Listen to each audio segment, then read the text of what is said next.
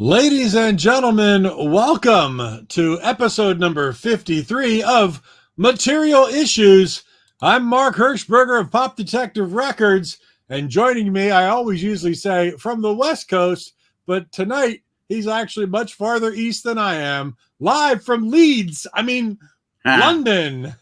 It's David Bash of the International Pop Overthrow Festival. My good friend David, how are you feeling tonight, my friend?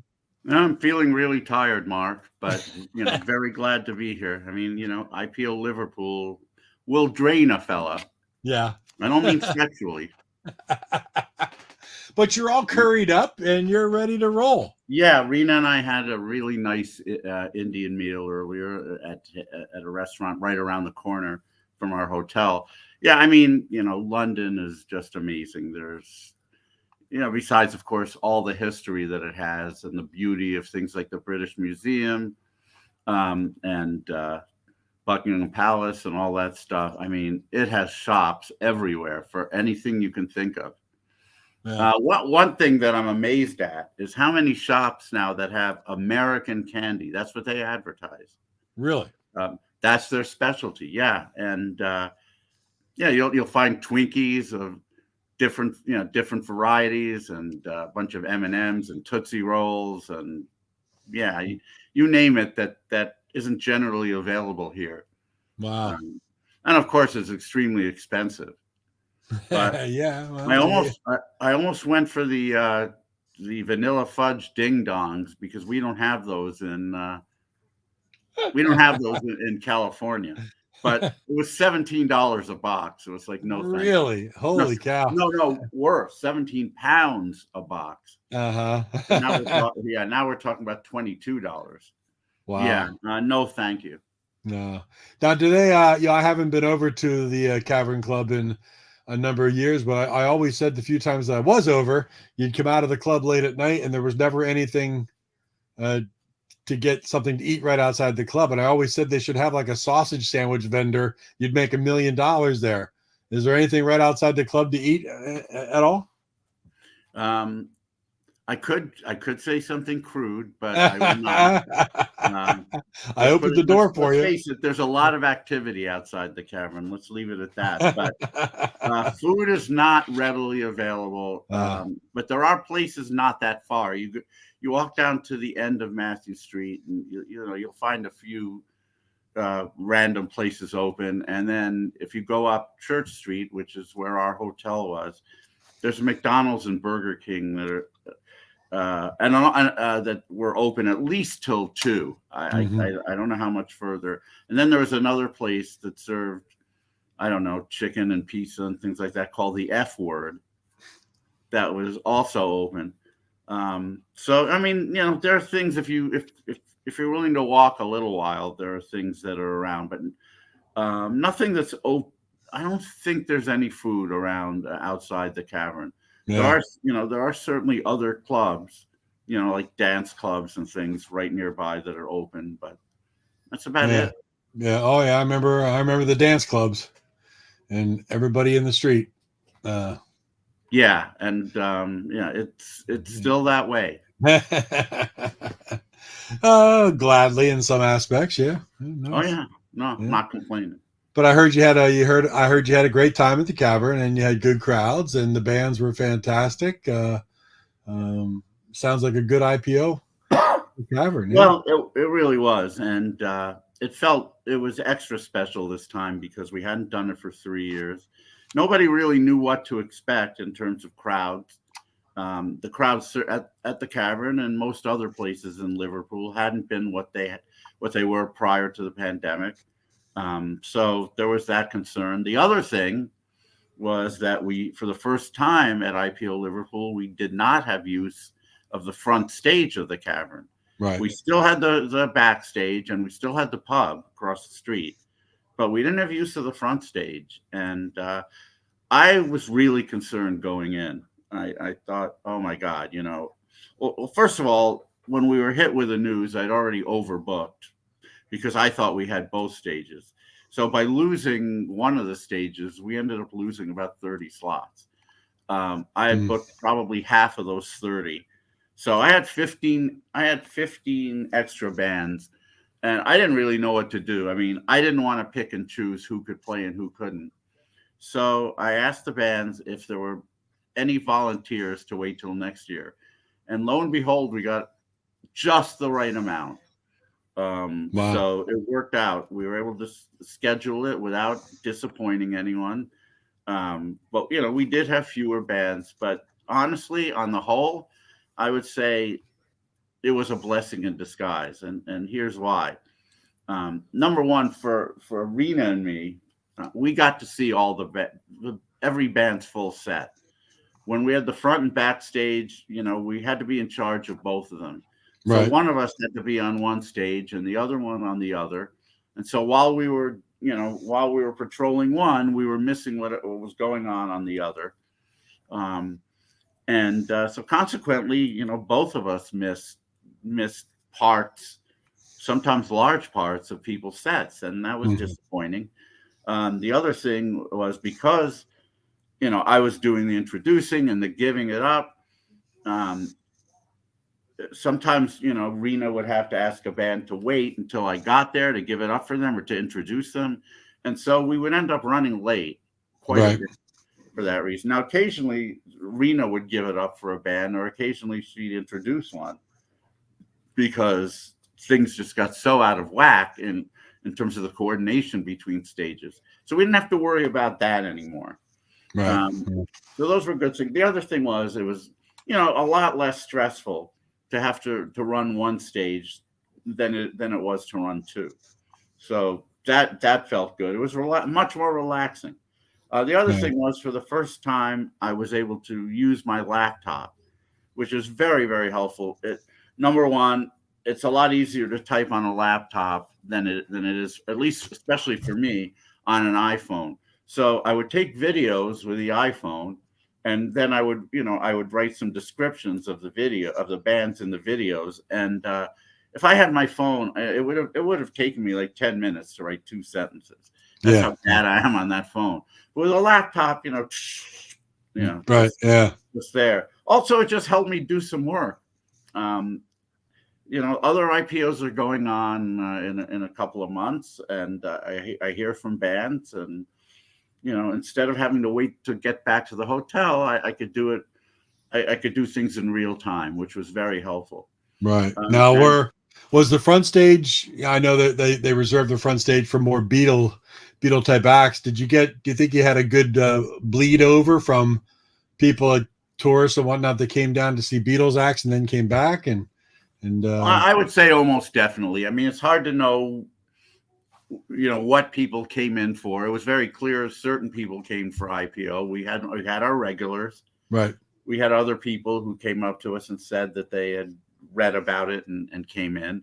But I think it's pretty clear that there were people who had come in for the Beatles stuff and decided to wander over. I think some of them were even more impressed with our stuff than theirs.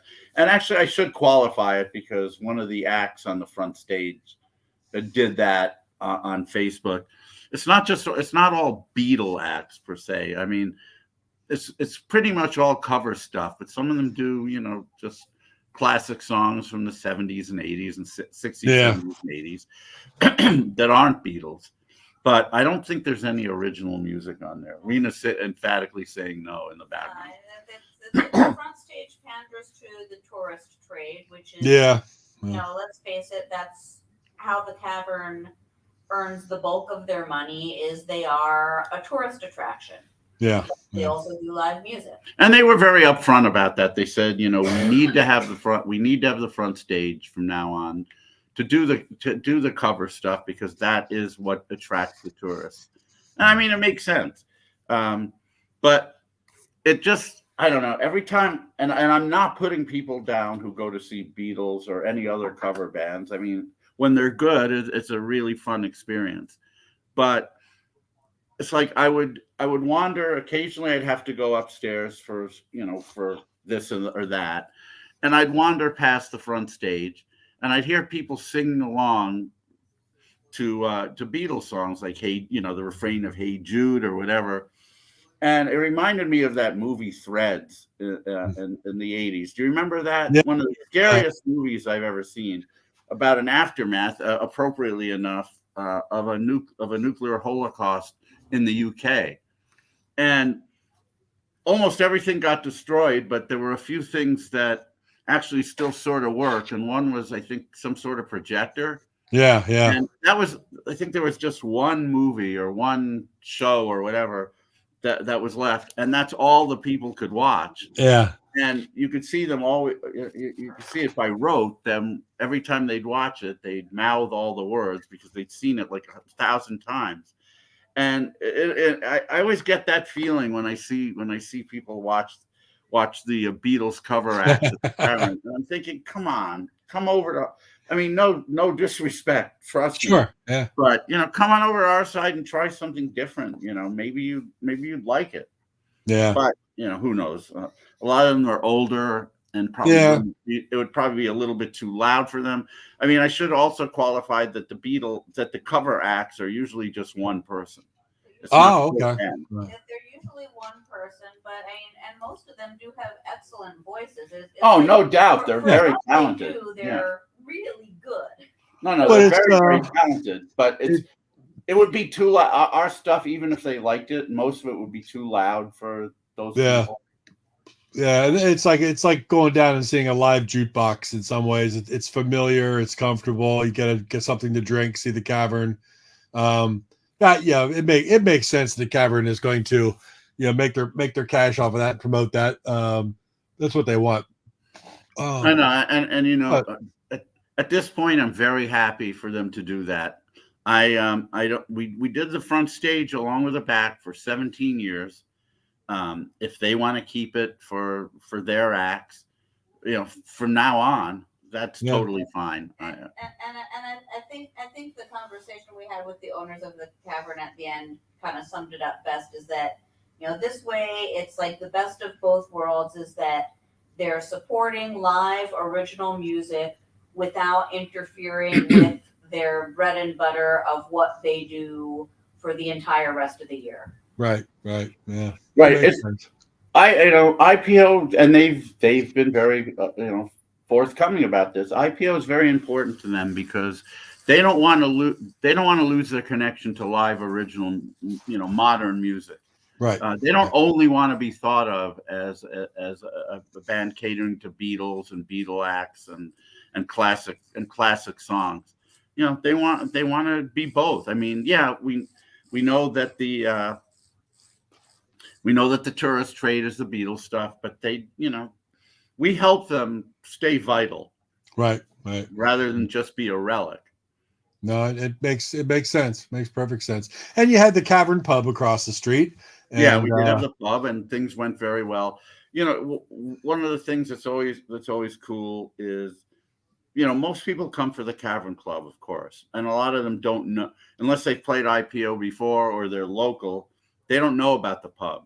They may know it exists, but they don't know the experience that bands have in there. And then once they've done their set, sometimes we'll hear like, our set at the Cavern Pub was even better. Yeah. Because the people are right on top of you almost, and so you get that intimate experience. And when they love you, you know it. Yeah, no doubt. So plus, there's all the memorabilia like right surrounding you on that stage. In the club, it's in little alcoves off to the side. The memorabilia isn't like right there, right where you're playing. But in the pub, it's kind of up on the wall behind you. It's like right there. Even on the front stage, where as there is more memorabilia than there is on the backstage, but it's not staring you right in the face like it does at the pub. Right. Yeah. You get that, you get even more of a Beatles sense in a way, playing at the pub. So it becomes a big value added for a lot of the bands who figured, it's just another venue. Now they realize that it's more than that. So we still have the pub, and it does to be able to offer bands 2 slots or maybe even more if we have cancellations. That's a value added, no doubt. Sure. Yeah. But we saw a lot of great bands this year, and I mean, we always see a lot of great bands, but Maybe because it had been 3 years, but it just seemed like the quality level was higher than it's ever been. Yeah. And there was also a lot of camaraderie among the bands and the fans, and just everybody was so thankful to get a sense of normalcy and to be able to interact with people again. Yeah. I think, yeah, Rena's hit on something, because I think the camaraderie was even greater than it ever has been, because people hadn't played. Some people had not done any shows since pre-pandemic. Right. Others, even if they hadn't been out of their general area before pre-pandemic. And so now you have this event that's uniting, the world of pop music, and you've got these people from different countries getting together and interacting. Mm-hmm. Yeah, I think it was even more special for them because they just hadn't done anything like that for a while. Right. Yeah. No, that's very. We had tourists from Chicago who randomly wandered in and saw a band from Chicago play. Yeah. You get those little, you get those little, mini events kind of that take place, mini experiences that that people tell you about and you remember. But this is something that I wanted to tell you because I didn't know about this until a few days ago. And this is probably the most special thing that I've ever heard about IPO Liverpool. And Rena knows what I'm going to say, I think, or maybe you don't. I've spoken about Jean Catherall many times. She's the lady who, pretty much got us in. I shouldn't even say pretty much. She got us in with the Cavern in 2003. Right. She had called me. She had heard about the festival. She asked me a lot of questions. She asked and when I answered them, she said, "Have you thought about doing it in Liverpool?" And I said, "Well, not really." And she said, "Have you thought about the Cavern Club?" And you could have knocked me over with a feather, right. Of course. I said, God, we'd love that. And she said, "Leave it with me. I'll be back with you in a couple of days." And she got back with me, sure enough, and said they want to do it. So I was thrilled. Both of us were. But but Bill Heckel, the owner of the Cavern, and I can say this because he would freely admit this. He was skeptical, even though he trusted Gene. He was taking a big chance. He gave us 7 days of this venue that generally brings in a good deal of revenue. He gave it to something that he had no idea what he told Gene, "I've never heard of this thing. I've never heard of any of the bands. What makes you think this is going to work?" And she just said, "Trust me. I have a good feeling about it." Right. Anyway, he remains skeptical. We get there. This is October of 2003. We started in October, and he didn't come down to the opening day, but Gene did, and also one of his employees, Neil Brannon, did. And they're watching this, and they see bands coming in and out like clockwork. They see that the quality level is really high. They see the response from the crowd is really positive.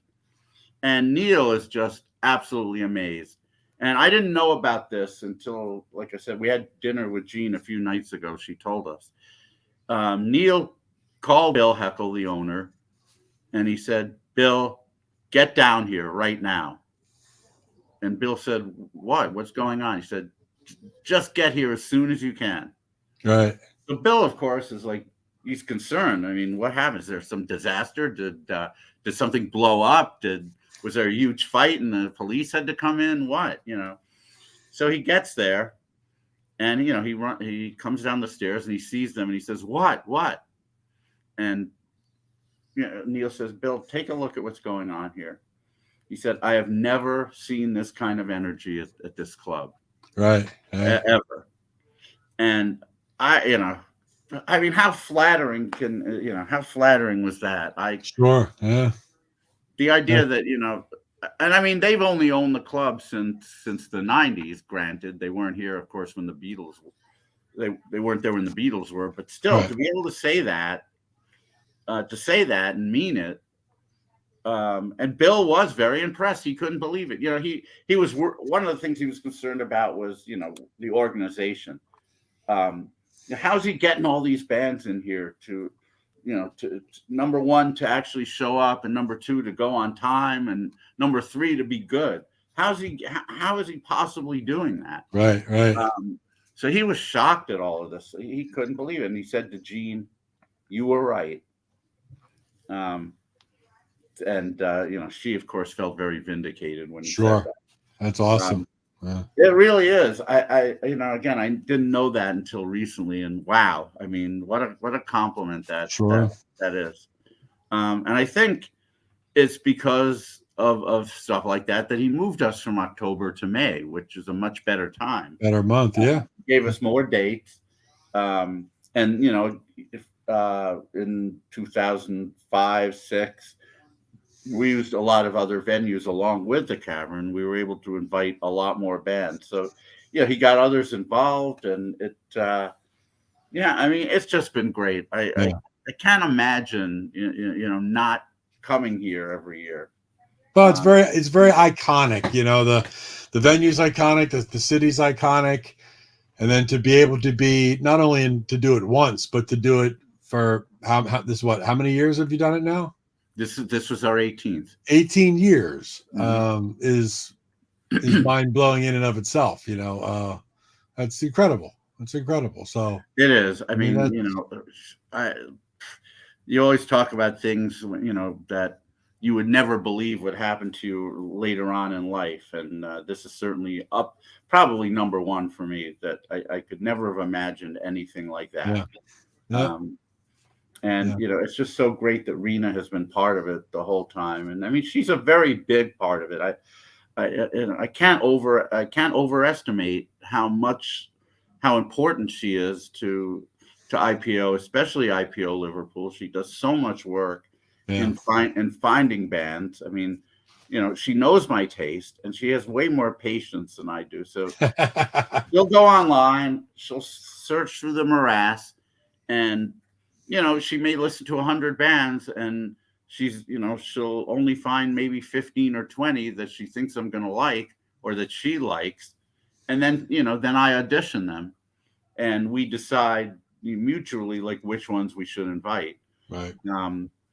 But you know, I would not have the patience to go through all of that.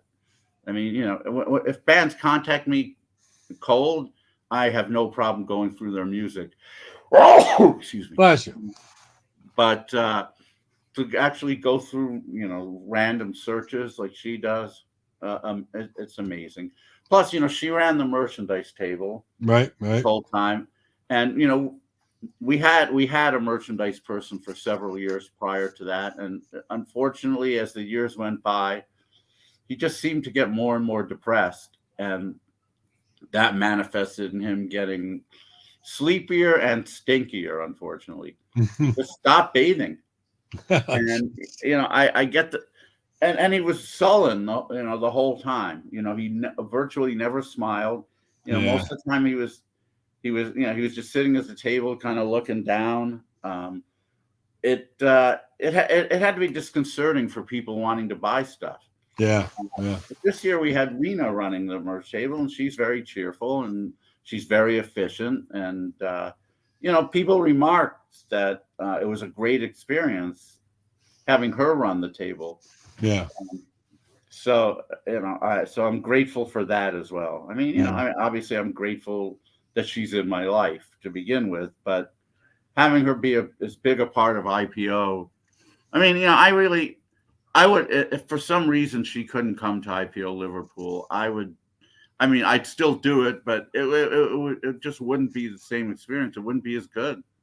No way. There you go. And how were merch sales this year? They were actually really good. It's hard to compare how they were in past years because Reno wasn't running the merchandise table. But do you get a sense that they were better? I get a sense that they were better. There were a very small number of bands who had merch on the table who didn't sell anything, and mostly that was because their albums had been out for a while, so that people who really wanted them had already gotten them. That's online. A good point. Yeah. But most bands who had stuff on the table sold something. No, that's cool. No, that's good. And I hear the IPO T-shirts went well. Yeah. Well, that's a very important factor. It's a revenue that is necessary for us to pay expenses. Mm-hmm. Plus, we take pride in the shirts. Steve Stanley's a great graphic artist, and he did a wonderful job this year. And as you may remember, I'm on stage quite often trying to hawk the T-shirts. I don't know if you ever saw that caricature that one of the bands a few years ago, one of the guys was an artist, and he did a caricature of me and Rena, and it's me kind of with a stupid grin on my face holding the shirt like this. Right. And Rena standing there holding, she used to, walk around with the schedule and what city the artists were from, because just in case I forgot. So she was doing that in the picture. I'll send it to you. It's really good. It must have been around 2016 when I lost all that weight before I put most of it back on. That's why I haven't shown it recently, because I'm too thin in it. But anyway, it was that's cool. So I do make an effort to sell the shirts, and a lot of band members bought them, and a lot of just random spectators did. Mm-hmm. It's great when it's great when there's a nice mix like that. Right. We sold almost all of them. That's awesome. Yeah, and of course we have one with your name on it. Not literally, but I will be sending it to you. But that's awesome. That's great. Yeah. Well, it sounds like this year was really top notch in many, many ways, and I just tuned you up for more IPOs the rest of this year, and then back at Liverpool again next year. So you're back on the horse. Well, another cool thing was we went to the Cavern offices the day after we were done, and you could tell they were very happy. Right. They could not wait to put next year's dates in their diary. And neither could we, to be honest. Well, no, we never. I mean, I have no mystique about me, as you know. I'm an open book. I mean, some people still see one in me because if they don't know me very well, but I'm an open. If I'm excited about something, I'm going to come out and say it. I'm not going to act cool. I'm not going to act cool and unflappable, because I'm very flappable. But sometimes if you're doing business with people, they like to act like you need them more than they need you. Yeah. I'm not trying to rank who needs who more or less, but it was very clear that the Cavern wanted us back. Yeah. We're grateful. Look, we're really humbled to be part of this venue's history. Yeah. Not just the Beatles connection, but everything else that they've done and who they've had. It's mind-boggling in a way that we're part of it. Well, word has it that when you finish your 20th IPO there, they're going to ask you for your hat so they can put it in a display. You know what? I didn't want to break the news. I wanted to be a surprise, but I think that's what they're talking about. If they were really doing that, I would give it to them. It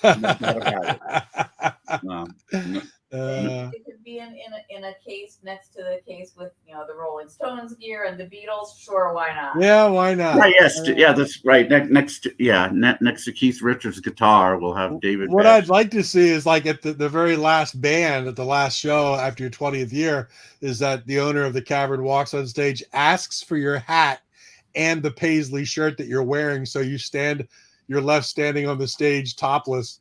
Oh, geez, I better lose some weight then. Nobody wants to see that.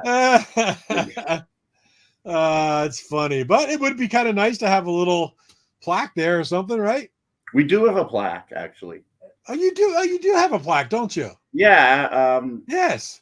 They gave us a plaque after our 15th year. Yeah, I remember. Okay, I remember that. Just before we started in year 15, Bill Heckle went up on stage and told the crowd about IPO and who we were and that we'd been there now for 15 years. And, he wanted to acknowledge that, and he showed everyone the plaque. I remember that. I remember you told me that. Darn it. Yeah, and it's hanging right outside the backstage entrance. That's cool. The wall directly to the left, just as you pass the old style telephone booth. I mean, there's some stuff on the wall, including that plaque. Awesome. And I have a replica of the plaque hanging in my office. So no, I mean that's really. I mean, we wanted to be on the Walk of Fame, but they wouldn't. They only put bands up there. Yeah. So the next best thing was the plaque. So we're grateful. Maybe we'll get another one for the 20th. Maybe they'll hold out until the 25th. Maybe they'll put your hat in a display case. Maybe they'll put my hat in a display case. I'd love it. They probably won't do that until I die, so I'll never be able to do it. Yeah. You'll have to mail them the hat after I die.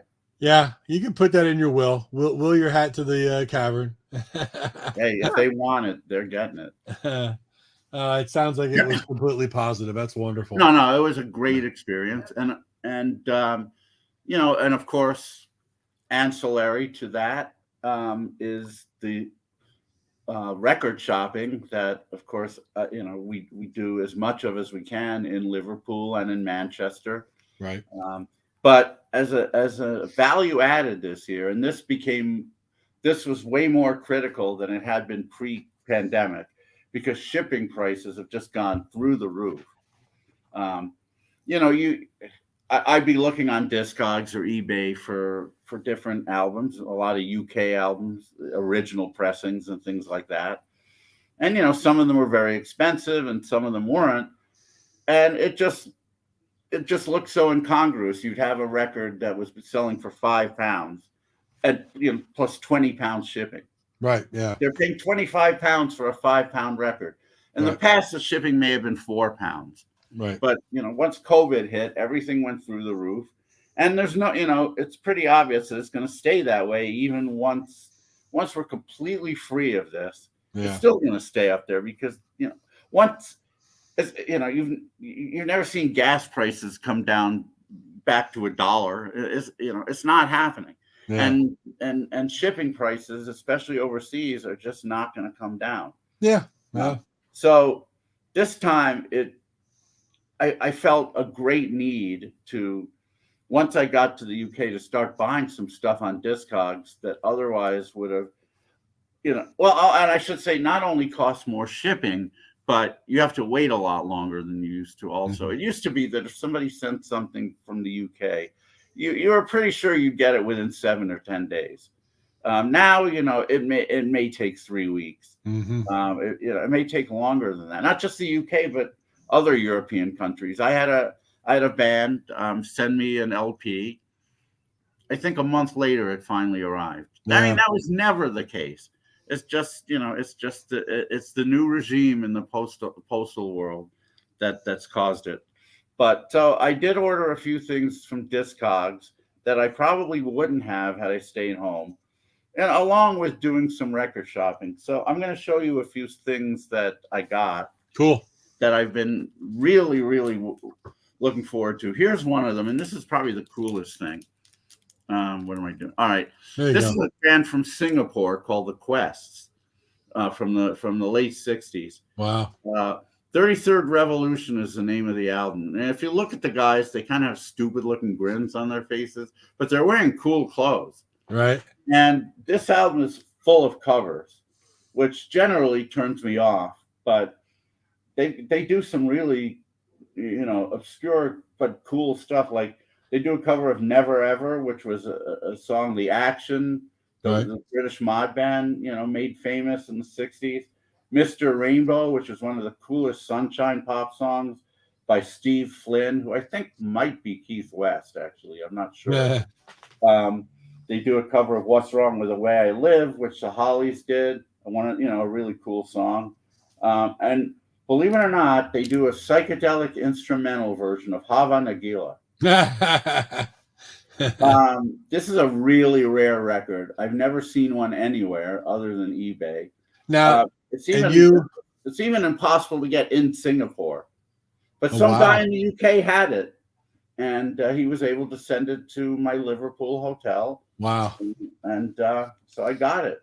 That's amazing. I'll tell you that much. But it's RAF, as I mentioned on Facebook. That's rare as beep. Yeah. And it really is. It's amazing that you even came across that on Discogs, right? It really is. Like, I've talked to people from Singapore, and they say they've never seen it. I mean, they did some CD compilations on the Quest in the early 2000s. Those are gone also. Right. I really want Volume 2 because it has stuff like this and more. And I haven't seen one on Discogs for years. That's amazing. Who knows when? I mean, I talked to my friend in Singapore. Can you get that for me? No, I've never seen it.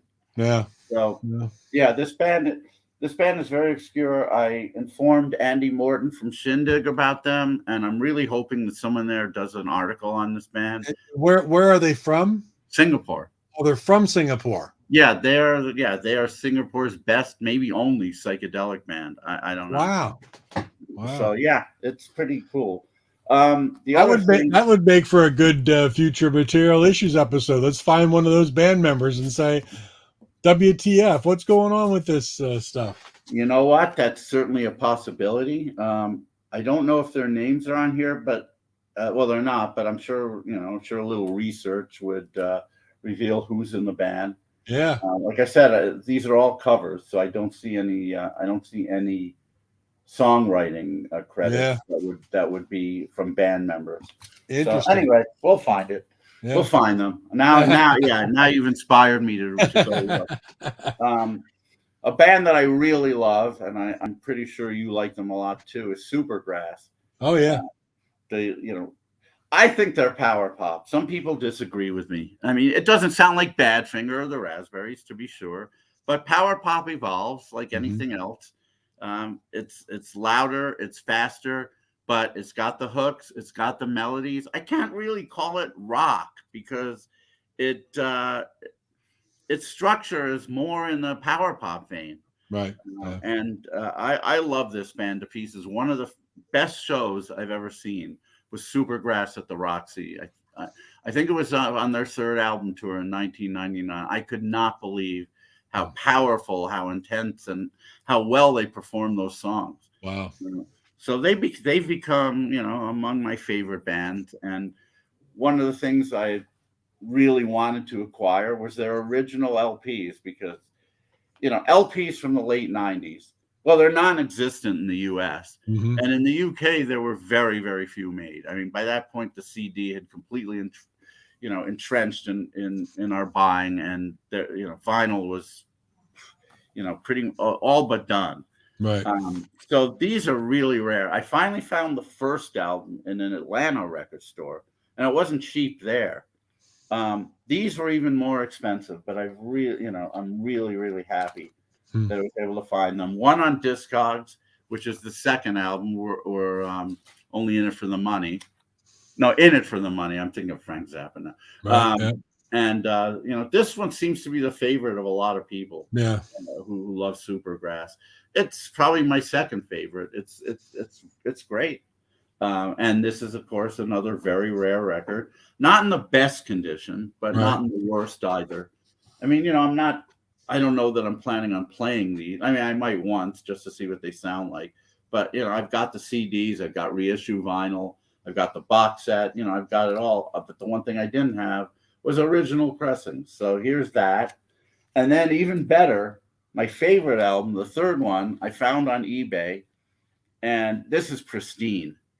This is it's almost mint. It's probably mint minus, and it's got the original poster, also in great shape. This is rarer than the second one. This is probably the rarest one, but it's got two of my favorite songs of theirs, "Moving" and "Pumping on Your Stereo," and it's mainly for those two songs that this is my favorite album of theirs. Right. Those two are just unreal.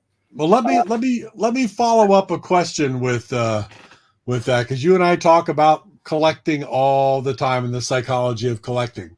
So you love the band. You've got everything probably digitally, whether it be on CD or MP3 or whatever it may be. So you've got all the songs, and you're more of a CD guy, as far as that's concerned. Why the need to have the vinyl? Just because it's rare and you can say you have it? Or what's that's certainly part of the attraction. I can't deny that. I take pride in having, some of the rarer records. Unfortunately, in 1993, I sold a great deal of vinyl because I was converting to CD. I got rid of some extremely rare records, like an original Ivy's album, Bowie drag cover. I had a promo picture sleeve of Stairway to Heaven, which is really hard to find. I had tons and tons of stuff, and some less obscure things, but now worth much more money. Right. And I got rid of it all, almost all. I didn't get rid things that weren't on CD at that time. If I liked them a lot, I kept them. Right. But everything else just went, and I've regretted it ever since. And I've bought back some of the stuff I've gotten rid of, but others is just you can't even find. So do you think you do it to ease your deep-seated regret of getting rid of some of that stuff? Is it the rarity of, because as you mentioned, I may not play it. I may play it one time to hear what it sounds like. So it's not because you want to listen to the vinyl. It's because you got to have the rarity of it. You got to replace something or feed something inside you that says I have to have. I'm the same way with the new music vinyl, the brand new reissue. Well done. I didn't have to have all three of those vinyl because I've got everything on CD. I mean, I've got it all dumped to my MP3 player. I don't need to, and I don't even know if I'll open them up. you know what I mean? No doubt. Look, I've always been a collector of stuff. Yeah. When I was a kid, I collected. Excuse me. When I was a child, I collected coins. I collected pens. I still collect pens. In fact, I've got here my Mont Blanc JFK. I didn't have that back in the 60s. JFK was dead, but there was no Mont Blanc and there was no JFK pen. And I mean, it would have taken about 7 years of allowance to even put a down payment down on this. But I still love pens. But back then, I had my Parkers, I had my Papermates, I had my Schaefers, I had my Bics, stuff like that. I collected radios whenever I could get a hold of one. I've always been a collector. I was late to the table with records, actually. And speaking of just pens and collectors, have you ever picked up any Retro 51 pens? No, I don't even know what they are. They make all these really cool. They're called Retro 51.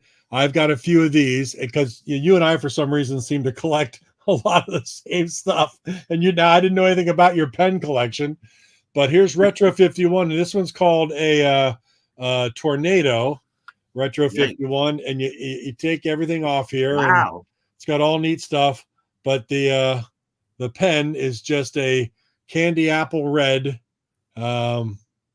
roller ball pen. Oh, nice. Is that no, that looks like a ballpoint. No, it's a roller ball. Oh, is it? Okay. Yeah, it's a roller ball, but they come in these and they've got all sorts of neat retro based pens. Could be graphic oriented all over the pen, James Dean models. things like that. But they're very cool. Retro 51. Well, I like the packaging. The packaging is extremely cool. Is there anything on the pen is there anything on the pen that indicates that it's part of the Retro 51 line? Yeah. Yeah, there's a whole, it's hard to see, but there's an engraving that goes all the way around the band. Oh, okay. That says Tornado Retro 51. Why Tornado? Tornado is just the model of the pen. So Tornado is this pen, but it'll come in various colors as far as the barrel is concerned. But they've got a whole line of different retro oriented pen designs. No, which one? I thought I saw Marilyn Monroe on that one. No, it's not Marilyn Monroe, but it's a very 50s almost Grace Kelly looking. Yeah. So it's just a model, not a model. Yeah. Fine writing instruments since 1990. So they started in 1990. Totally unfamiliar. Yeah. Life is too short to carry an ugly pen. That's their I motto. couldn't agree more. So there you go. Now we're talking pens on material issues.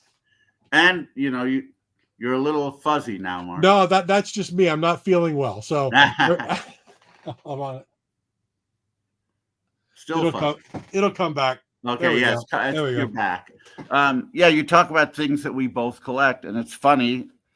I happen to have with me. Rena thought I was absolutely nuts bringing these, but I did it anyway. Right before I left, I got my Topps 2022 Heritage Purple set. Wow.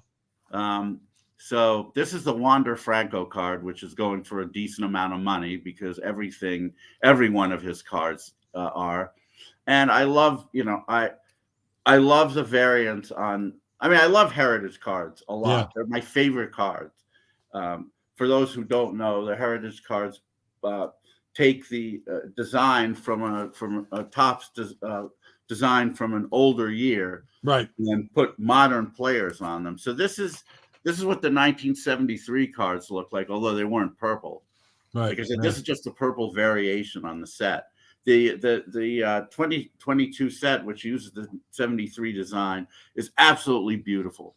I don't have the standard set with me, but I have the purple. The purple only has 100 cards. Wow. While the standard set is 500. But there are also variations that come in red, in green, and gold, and black. But those sets, they're much rarer. I have not seen sets on any of those. Yeah. And I should point out that the sets, there are no pre-made sets. The way people make them is they buy boxes and boxes. Right. And they put the sets together. Put the sets Purple together. Purple is the most common of the color variants. So people have been able to put purple sets together. But anything beyond that, I have not seen, and they would go for 4 figures easy if they did exist. So anyway, I even brought some baseball cards with me.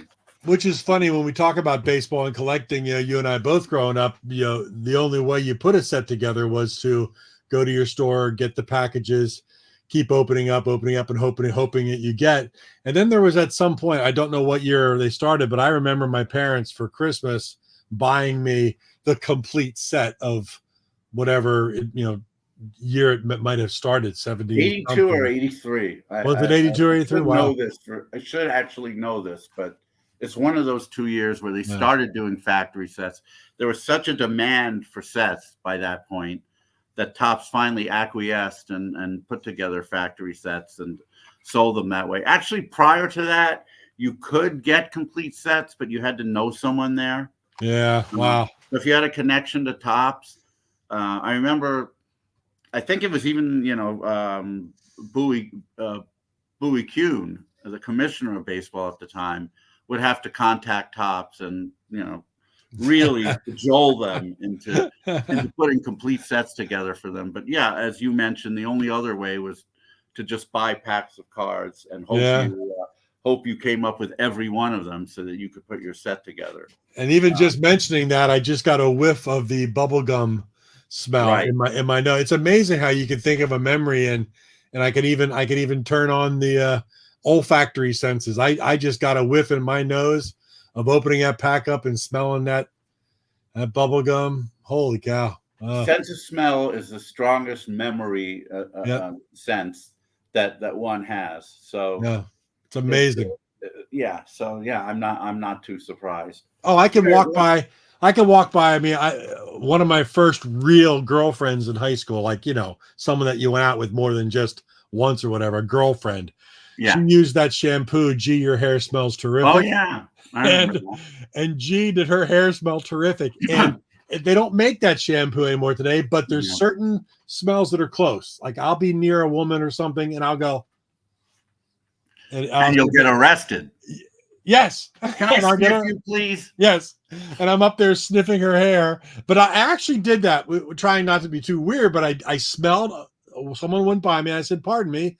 And I said, do you mind if I just, and she didn't mind. And the smell, it just took me right back to, gee, your hair smells terrific. Did you tell her that? Oh yeah. Yeah. She laughed. She was younger. I mean, not she wouldn't have heard of it. Yeah. But she didn't know the shampoo. But I explained to her, this was what my early high school girlfriend used in her hair. And with one of your first real girlfriends, you remember that kind of stuff. And oh, no doubt. Man, oh man. Big time. Wow. I'm sure. I'm gonna have to excuse me a second. I'm just gonna go take a shower real quick. Yeah, right. Come back. Let me just talk about a few more records that I got. Don't mean to hog the whole show today, but no, I'm kind of new reissue of Mummer by XTC. And if you don't recognize the cover as what is standard for Mummer, this was the original intended artwork. Right. I don't know the full story of why it wasn't ultimately used, but it wasn't. So this reissue has the full artwork, the original artwork. It's 180 grams. And this is an album that's somewhat overlooked in XTC's canon, but Love on a Farm Boy's Wages, Great Fire, Funk Papa Roll. It's a really good record. Who put that out? Those are great. Is that on Andy's label, or did somebody else put that out? No, it's on Andy's label. Okay. I love Ape House. I love their logo. And it's like almost anything they put out, I'll buy just because I want to support Andy Partridge. What can I got a couple of the Ape House T-shirts, are some of my favorites. Yeah. Yeah, I don't have those. Now I need to get one. This is a Nirvana album, but it's not that Nirvana. Of it's course. The original Nirvana. Not that I have anything against that Nirvana. They're fine. But I like this Nirvana better. It's a UK band from the late 60s. Didn't have any hits, really. And certainly never broke in the States. Although their first album was released on Bell Records in the US, nobody bought it. And not too many people bought their albums in the UK either. But this was a previously unreleased record from near the time they first broke up in 72. It was part of the Nirvana box set that Madfish put out last year and that I did get. In fact, this was really cool. Madfish, which is a label from the Netherlands, they actually sent me the whole box for free because I was going to review it, and I did review it. Madfish put out a Caravan box set a few months later with like 37 CDs in it. Wow. The Nirvana box was all LPs, and I was waiting for reissues on LP reissues. They had not come until that box. But anyway, the big enticement of the box was that it included this record, which had never come out in any form. And for Record Store Day, it came out individually.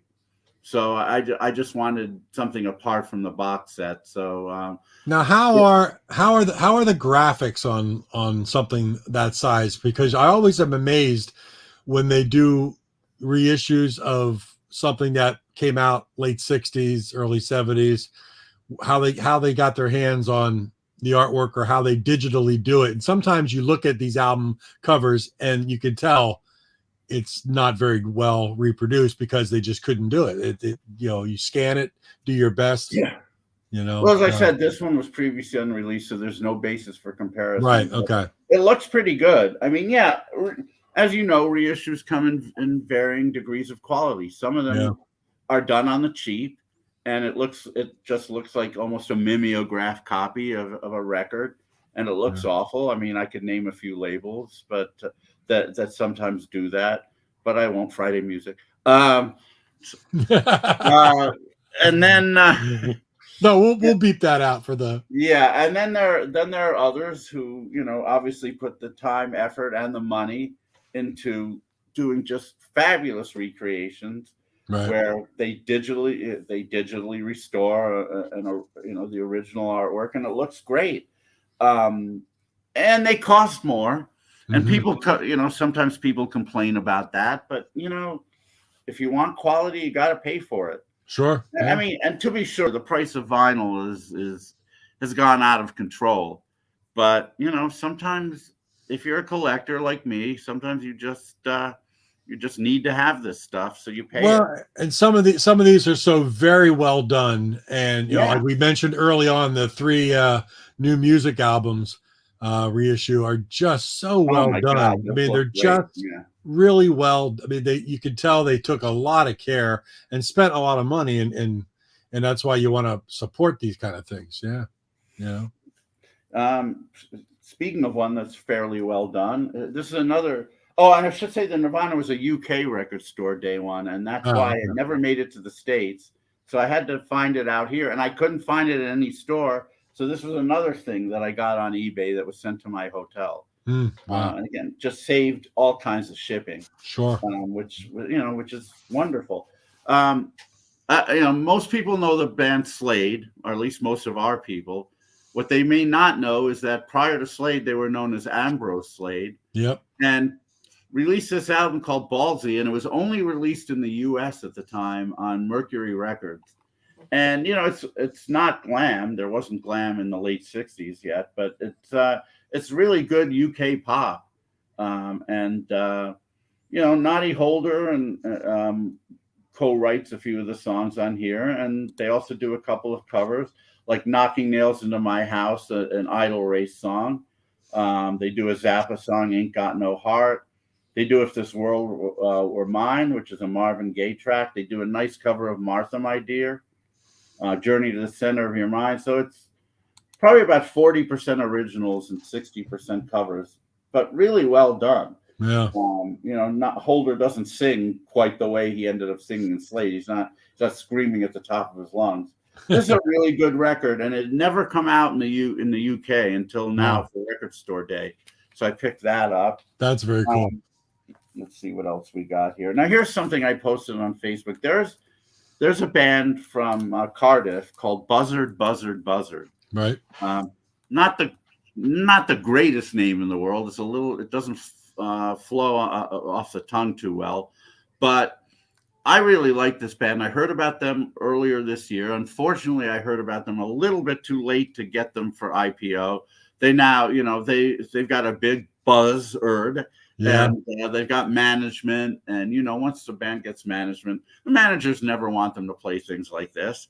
Sure. The managers, they want big money. So anyway, I went to Jacaranda Records in Liverpool, which is associated with the club that the Beatles played in really early on in their career.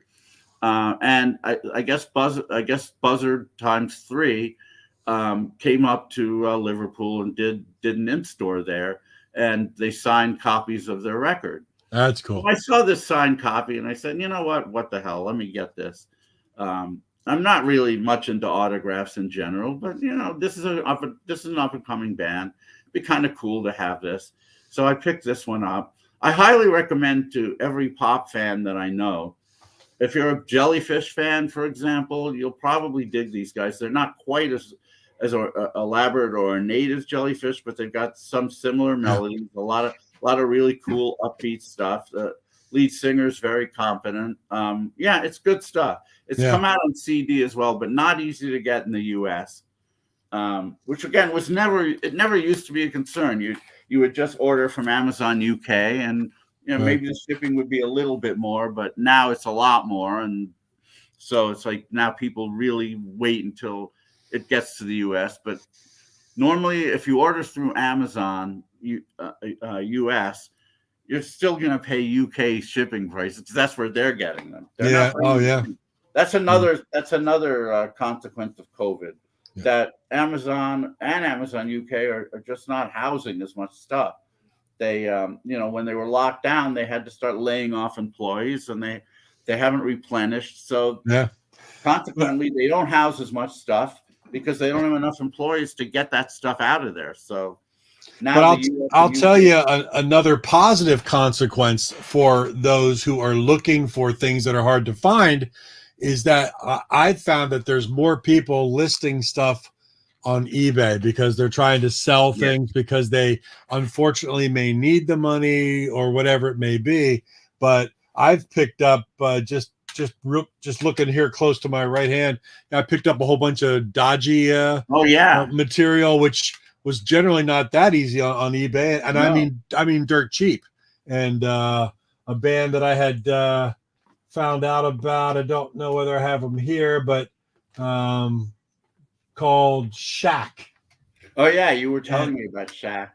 And I picked up I guess Liverpool band. 3 albums, and one of them very difficult to find, but they were all on all on eBay, relatively inexpensive, and if they all came from the same person, then they combined the shipping into one package. Right.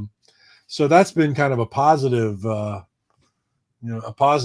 for that kind of thing. So oh yeah, both sides of the coin about it. Yeah. Let me just show 2 CD things that I got.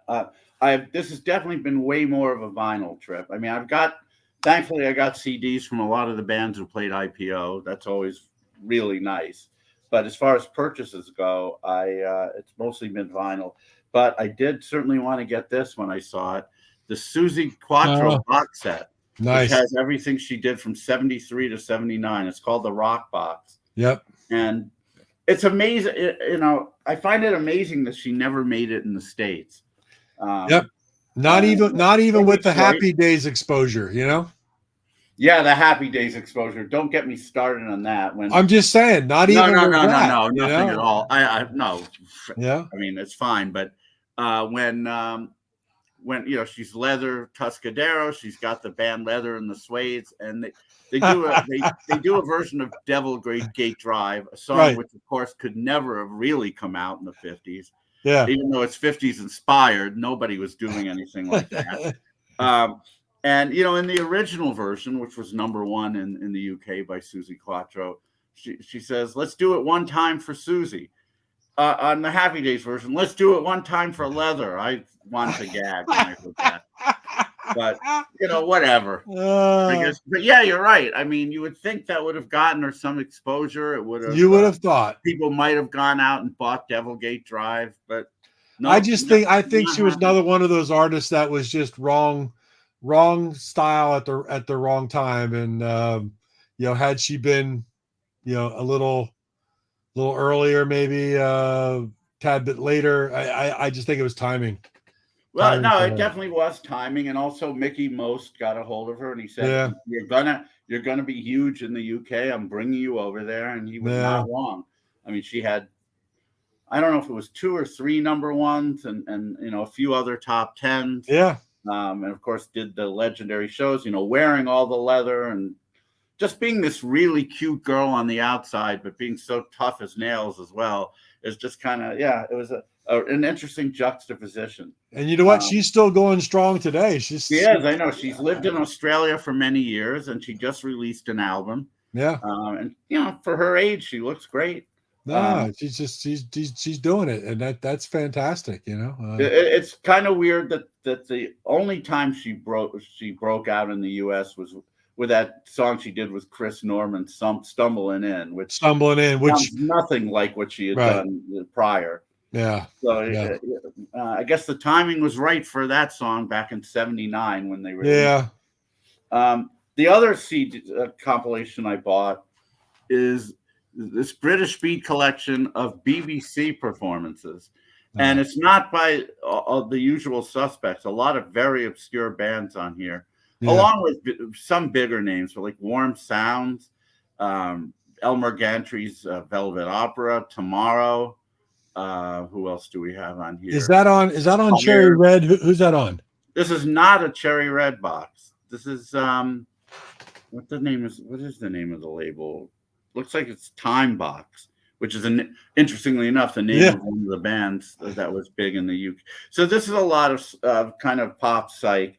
It's got a list of the acts, or some of them. Warm Sounds, Pinkerton's Colors, who had a hit with a song called Mirror Mirror in the UK. The Bunch, Scaffold, Blossom Toes, which was a big psychedelic pop band there. Orange Bicycle, another psychedelic pop band that got rediscovered later on, and collectors loved them. Mirage, great pop band. Tomorrow, the band was Steve Howe, who joined Yes eventually.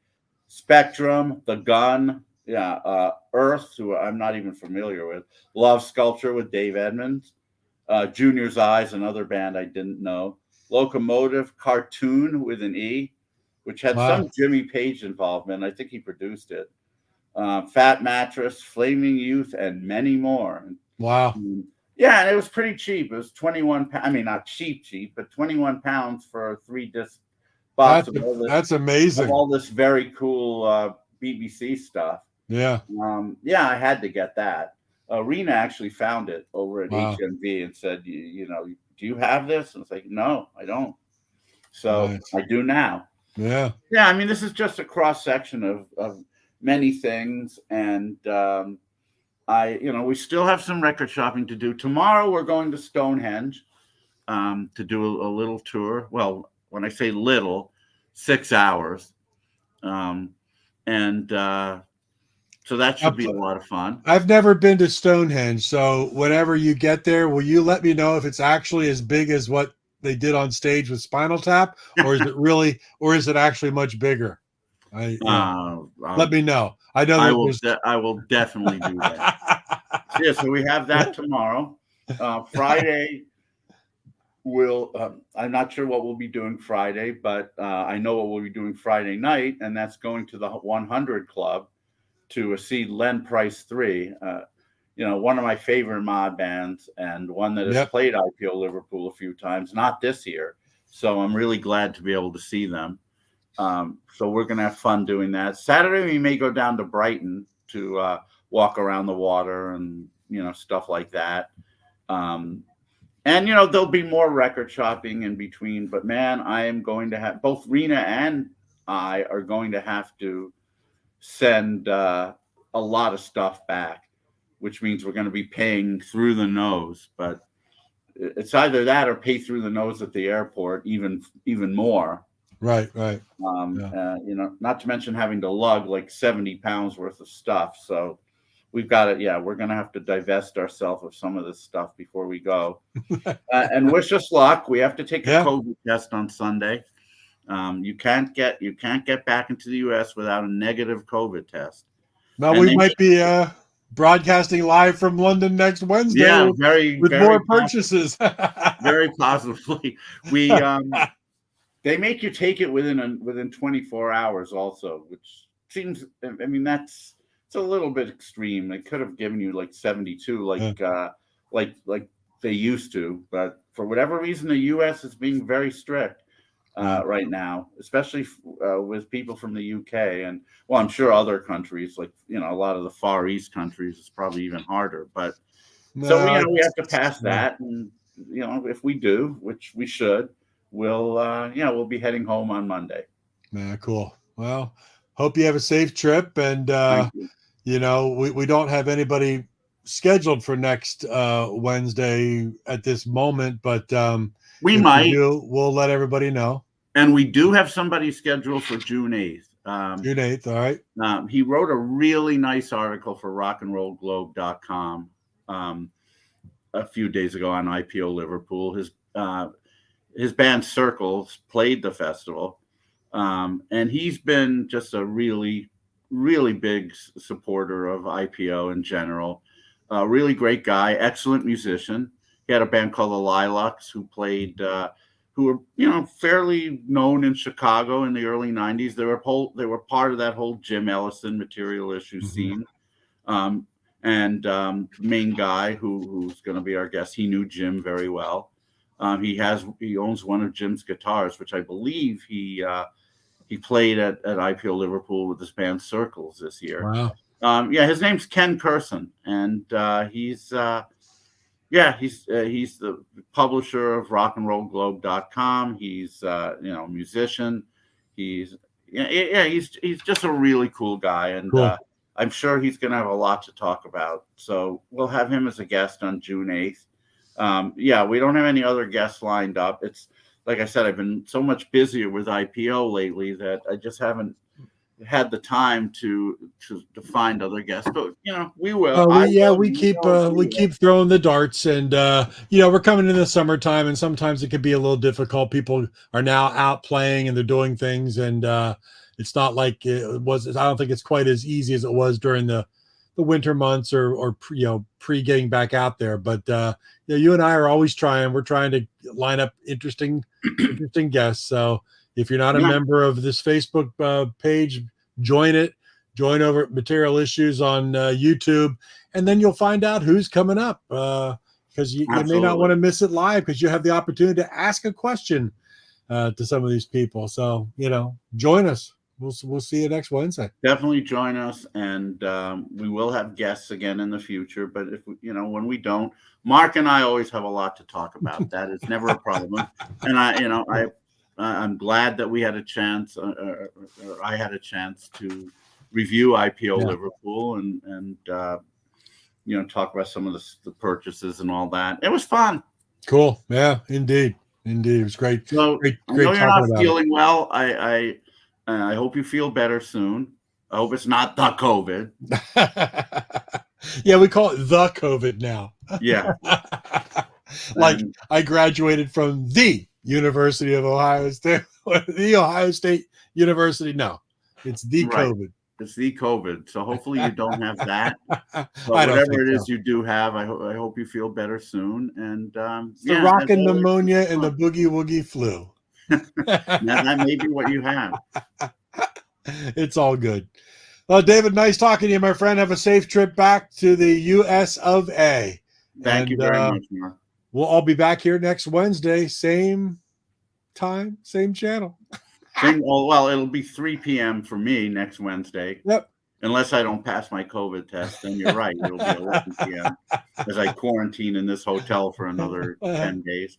But no, I think we'll be good, and we'll be back. I'll be back to my normal time. Cool. Jet lagged, but normal. It's all good. All right, everybody. Have a good night. Good night, everybody. Thank you for listening. We'll see you next week. All right.